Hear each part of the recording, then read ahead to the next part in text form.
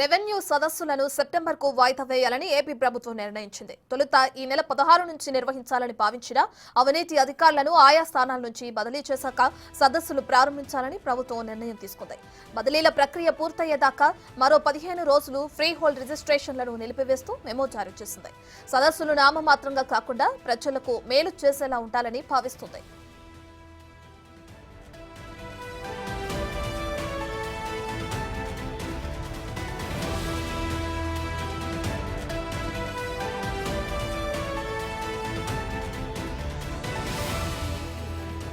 Right, ఇదే అంశానికి సంబంధించి మరింత సమాచారాన్ని మా ప్రతినిధి మల్లికార్జున అందిస్తారు. రైట్ మల్లికార్జున, రెవెన్యూ సదస్సులను వాయిదా వేసింది ఏపీ ప్రభుత్వం. దానికి సంబంధించిన డీటెయిల్స్ అంటే ఎప్పటి నుంచి ప్రారంభమయ్యే అవకాశం కనిపిస్తుంది?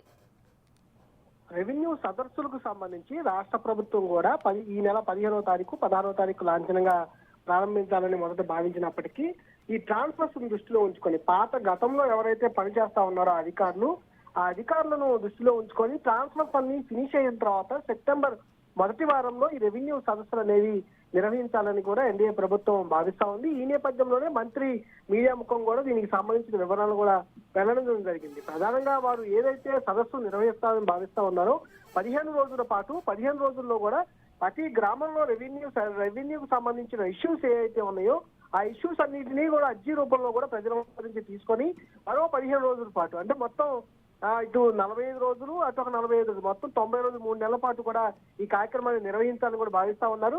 15 రోజులు ముందు అర్జీలు తీసుకుంటారు, తర్వాత మరొక 40 రోజుల పాటు కూడా వివిధ డిపార్ట్మెంట్లకు సంబంధించిన వాటితో పాటు కూడా రెవెన్యూకు సంబంధించిన అన్ని కూడా అర్జీలు కూడా స్వీకరించనున్నారు. మొదట 45 రోజుల పాటు ఇది అర్జీలు అనేది స్వీకరణ జరుగుతూ ఉంటుంది. తర్వాత 45 రోజుల పాటు శాఖల అధికారులతో కూడా సమన్వయం చేసుకొని ఈ పరిష్కారాలు మొత్తాన్ని కూడా సూచించేందుకు ప్రభుత్వం గడువుగా పెట్టుకున్న పరిస్థితి కూడా కనిపించింది. అయితే ఈ అధికారులకు సంబంధించి పాత అధికారులే ఈ సదస్సుకు సంబంధించి నిర్వహిస్తే వాటి లోటుపాట్లు తెలియవు.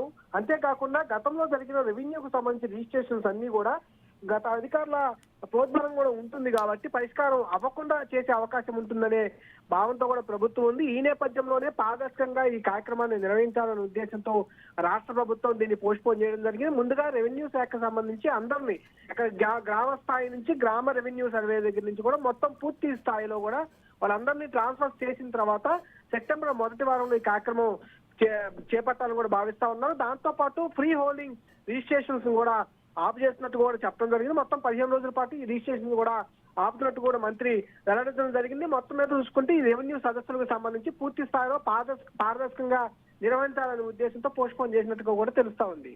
రత్న, రైట్, థ్యాంక్ యూ మల్లికార్జున్.